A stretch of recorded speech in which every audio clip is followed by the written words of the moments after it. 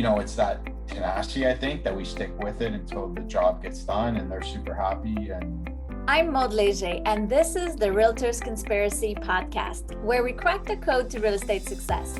Learn from realtors, entrepreneurs, innovators about how to grow your business as we discuss real estate success stories, mindset, processes, motivations, and the key to their success. Subscribe to our podcast, Realtors Conspiracy, today. This week, I'm speaking with Jason Jacobs, who works with his wife, Renee, from last week's interview, also from the Home Team Realty Group. Jason trusts that by doing the right thing and going above and beyond, clients will keep coming and referring. Find out how a laid-back approach based on service works wonders in real estate. Let's get to my chat with Jay.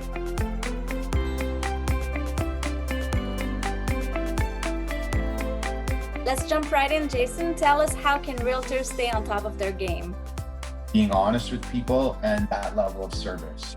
Usually up by 7 o'clock. So if somebody texts me at 7 in the morning or 10 at night, the chances are they're going to get a response. And that's usually 7 days a week, which sometimes is taxing, but the phone's pretty well glued to us. I think that's the key thing is people, at the end of the day, want to deal with people they feel they can trust and that's honest. And that's translating well with us because I would say 98% of our business is all repeat and refer. Very rare we get called into like competitive listing appointments. Yeah. So that could be a good or bad thing, but I like the way it is now. So nice. How would you say realtors can leverage their listings once they have a listing to get the next listing? So in the past, when we haven't done a lot of like actual door knocking. Well, so the 95% of our business, which I mentioned before, is repeat and referral. The other 5% was actually ad call conversions. So, and might even been a little higher if I drilled down, maybe it's 8%. So that hasn't happened as much, obviously, when the market up, but under normal circumstances, when we're 30 to 40 days on market, typically people are calling, they don't realize the benefits of having a buyer's agent, or maybe they think there's some benefit of commission benefit or something, calling direct. So they call us direct, and then if we're not able to sell them that property, which happens a fraction of the time, we'll double end it. But a lot of times, if we can establish a rapport with them, usually we will pick them up as buyers. And then whenever we're working with buyers, we never have them sign a buyer's rep agreement. I hear people say, I want to sign before I show you the house. We've never done that, never will do that. Mm-hmm. That comes back to that service component. We have to get it signed prior to any offer submission, but we will always, continue to provide that level of service right until it's necessary. Yeah. You talk about a level of service. What do you offer your clients that is extra or going above and beyond for you? So we do really whatever it takes. So obviously there's the whole marketing component. So a lot of it goes down to that pre-consultation and the honesty perspective again too. So I think homes are selling now if they're priced right, and now take away sort of the games where people way under list and hold off on offers. But under normal circumstances, it's going to come down to price and presentation. So I think that presentation point is key.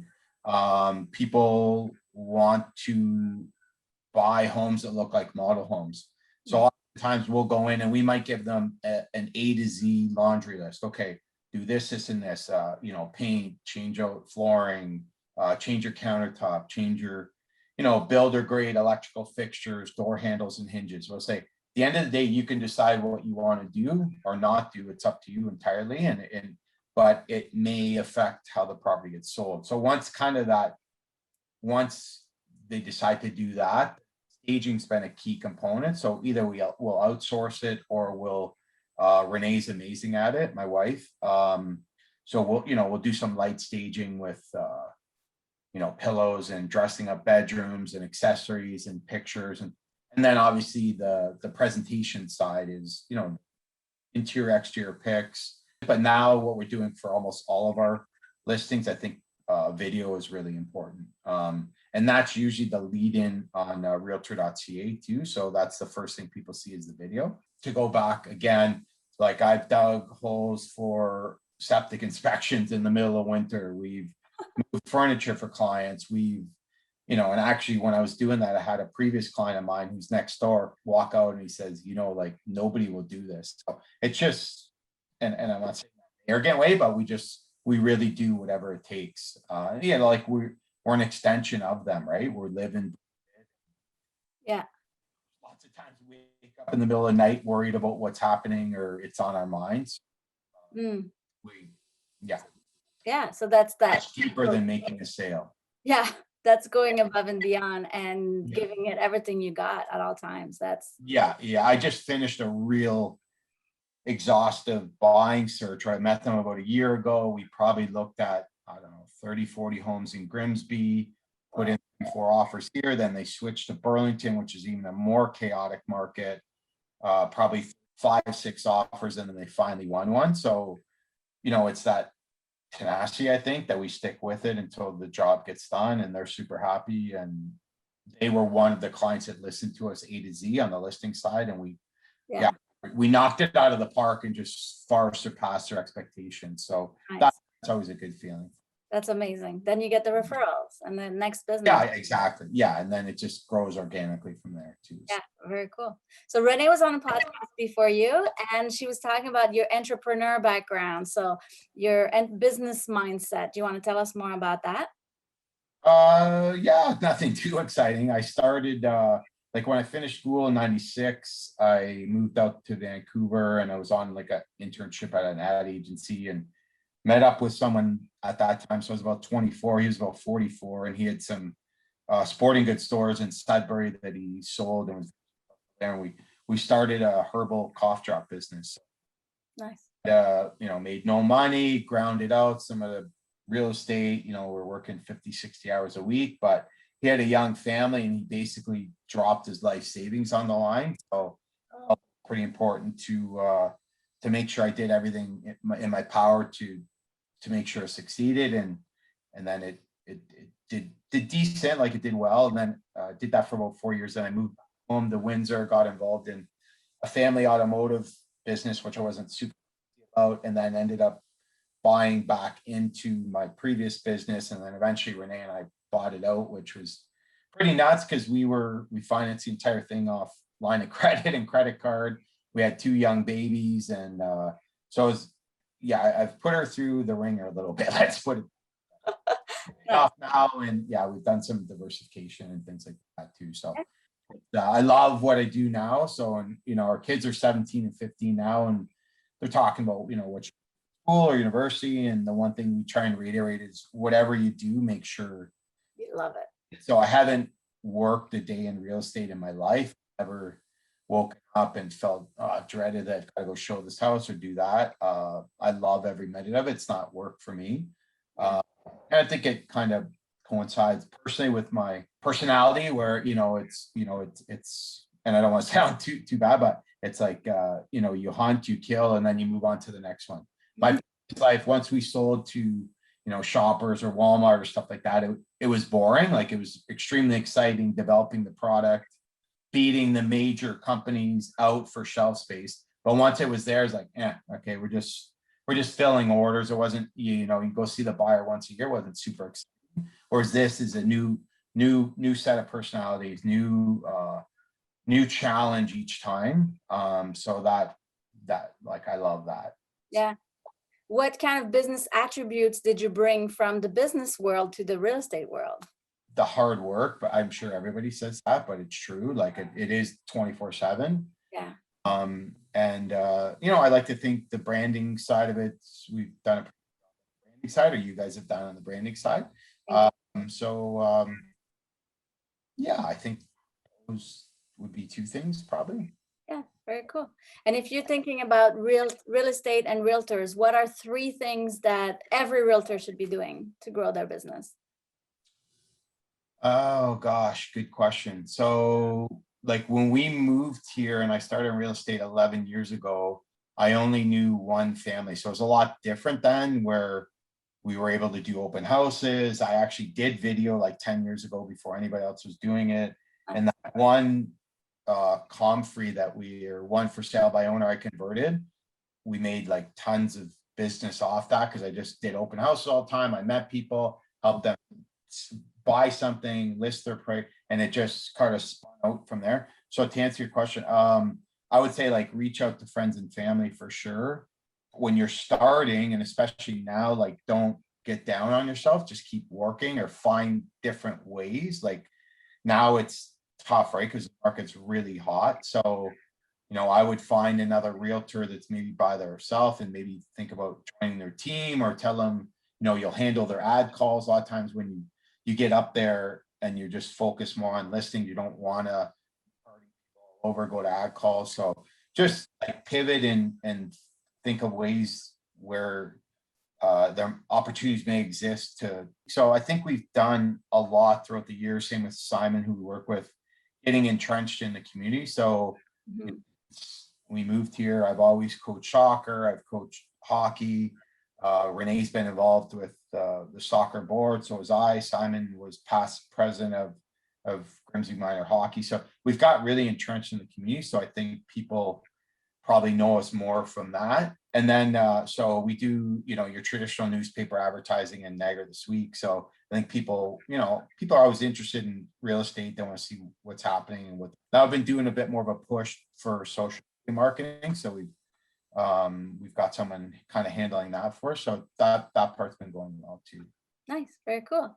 Signs too. Obviously people see, like oftentimes people say, oh, we see your signs everywhere. They might just flattering us, but yeah. Yeah, they do see some. So yeah, very cool. And then if you think about your involvement in the community, what do you get out of it? Like other than like you get real estate deals and you get the fulfillment of it. Oh yeah, like that's something else I love. I'd never once went to any practice or game or anything and thought, oh man, like I got to go do this. Like it's a nice outlet or something different than real estate. So and I love developing practice plans and going to the games and watching the kids grow up. And now we're seeing them turn into young adults. So nice. It's pretty awesome. And then just the friendships we've made along the way with parents and the kids themselves. So nice. Very cool. What's the best advice you've ever received as a realtor? Somebody that we used to work with, the best advice, probably he said, you kind of have to be like Teflon. You got to let things roll off you. Yeah. Otherwise, you can get really wrapped up in like this situation on the weekend where the person backed out. Like maybe 5-6 years ago, I would have got all wound up, but it's like, okay, it's, it is what it is. We can kick and scream and threaten legal action and blah, blah, blah. But at the end of the day, we just got to get back on our horse and move. Yeah. It's easier said than done. Sometimes very stressful situations where, divorce, unfortunately, or, death. So there's a lot of different things you can encounter, but just try and let things roll off you as much. Yes. Yeah, exactly. That's a good one. What are you excited coming up in the future in the industry? Not so much industry, but I'm excited about the fact that we're growing our team a little bit. We're diversifying a little bit. Yeah. Personally and selfishly, I'm a bit excited about maybe trying to get some time back where instead of a week, try and dial it back a little bit and take a little bit of time for ourselves, or start taking vacations, which we haven't had in years. So I'll be 50 this year, so I'm looking kind of in a 5-year range where I want to start scaling back a little bit. Life's going by pretty quick, so it's all. I think everybody's always looking for that balance. Totally. Just trying to find that balance with what makes sense and keeping everybody happy.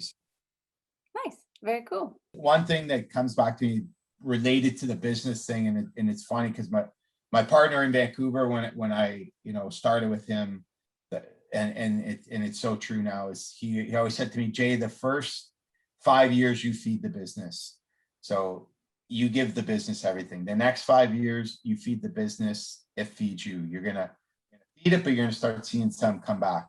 The next 5 years, the business feeds you. So I'm a year 11 now, and we're not like when we first started, we would, it's Father's Day, you want to go see a place out in Oakville. Yeah. 40 or go, like, so we are running all over the place just for any business. Now we're at that point where it's nice, where it's coming to us, and it's, I just talked to him a few weeks ago, and it's so true, like that we're at that point now where we've put a lot in. Now it's come back to us. So it's Nice. been a great ride, and I don't think I'll ever retire. That's the nice thing about our business is that we want to scale it back and, offer a little bit here or there. We can do that, right? We can just decide who we're working with, or if other people, we could pass the leads along to other people on our team and kind of keep it in-house and oversee it, but we're maybe not doing the day-to-day thing. So that's why I really love the flexibility, because I don't know if I'll ever completely shut it down. It's just nice. Very cool. Thank you so much. Thanks for sharing all of that. No problem. That's awesome. Thanks so much. Appreciate you having me on. Thank you.